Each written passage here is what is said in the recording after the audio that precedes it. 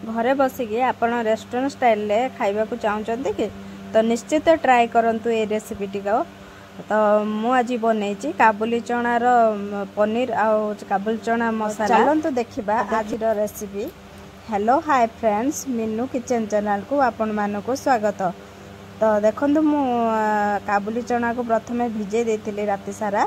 तो राति भिजला पर सकाळ मुझे धोई देकिना मु प्रेशर कुकर रे 4 ରୁ 5टी सीटी मार देइथिली सिझेया को छाड़ देइथिली। तो देखो मु भल भाव धोई देकिना प्रेशर कुकर रे पकेली।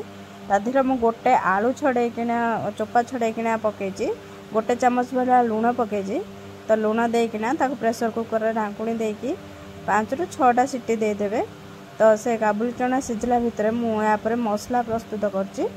तो देखो 2टी पियाज बड़ साइज रो काटिची आ पनीर को किछि काटी देजी काटिकिना रखिची। एटा होममेड पनीर। तो एटा यार सेपटा भल से भी हेई नथला, तो आप टिके अवॉइड करिवे। तो देखो पनीर को भाजिया पई प्रथमे किछि रिफाइन तेल मु नेची। रिफाइन तेल रे सब से पनीर को मु काटिकिना पकेली। तो देखो गोटे करके मु भाजी हल्का ब्राउन कलर हैला पर्यंत ताको टिके भाजिबे। जमती पनीर बेसी पोड़ीबेनी तो टेस्ट भल लगे। अल्प हल्का ब्राउन कलर हैला पर्यंत टिके भाजिबे, टिके नरम अंश रहइबो भी। तो पनीर को खाइबा को भी भल लगे। तापरे से तेल रे मु अल्प टिके बटर नेची, रिफाइन तेल और बटर मिसामिशी कणिकिना नेची। तो ता देहर मु अल्प टिके हेंगु देली। तो डाइजेशन पाई हेंगु भी भल वासना भी हुए तरकारी पकेले। तो देखो पियाज जो काटिकिना रखी ताकू मु पके देली।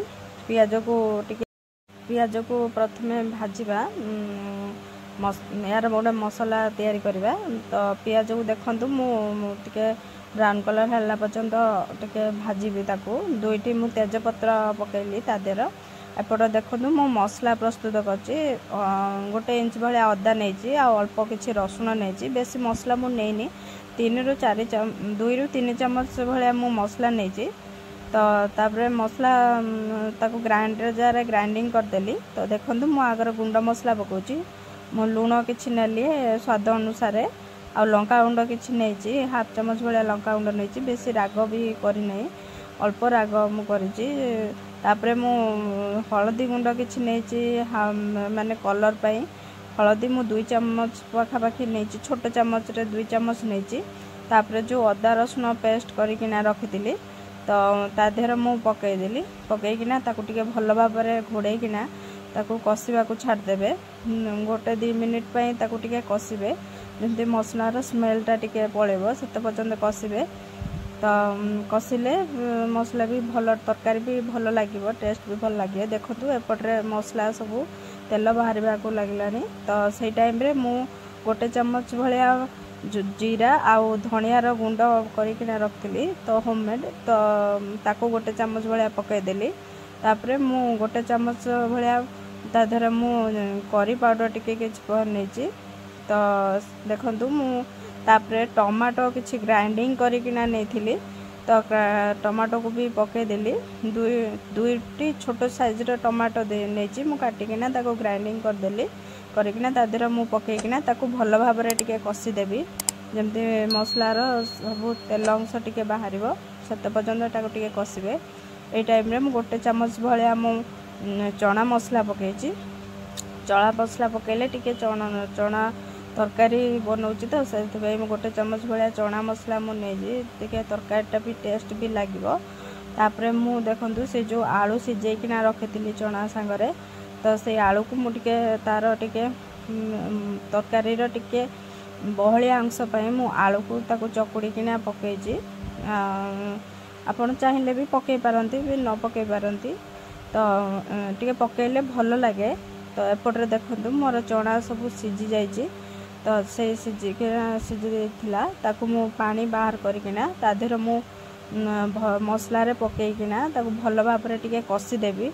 सब मसला आ चना ता भितर को जेमती भल भाव रे कषि हिजबो सेते पर्यंत ताकू टिके कषिबे। 1 मिनिट टाइम मु कषिजी। तापरे मु जो भाजिकिना रखिथिली पनीर को ता देहर मु पकईदेली।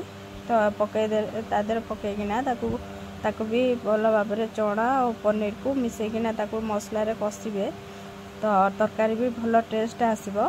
तो जो पानी मु सिझेकिना रखिली सिझा पानीटा गरम पानी तो ताकू मु ढालिकिना मसला सहित ताकू मु मिसेई ताकू आउ टिके घोड़नी देकिना ताकू टिके आउ सिझेबा को आउ टिके छाड़ देबे। तो यही रेसिपी बहुत भल लगे। आ लास्ट को देखंतु ए 3टी कंचा लंका मु पकेली टिके बास्ना पाई आउ कस्तूरी मेथी भी पकेली टिके भल भी बास्ना हबो तरकारी भी टेस्ट भी लागिबो। ए रेसिपीटी रुटी आपण नान आउ भात सांगर भी खाई परिबे। खास करी रुटी आउ परोटा नान सांगर बहुत भल लगे। ए रेसिपीटा निश्चित ट्राई करंतु आउ कमेंट माध्यम निहाती जनइबे केमिति लागे। वीडियोटी भल लागुतिले निश्चित लाइक करिवे शेयर करिवे सब्सक्राइब करदेबे मो चैनल को। तो एठी मु रोटी सांगर सर्व करची मोर तरकारी। तो रहिली जय जगन्नाथ बाय बाय।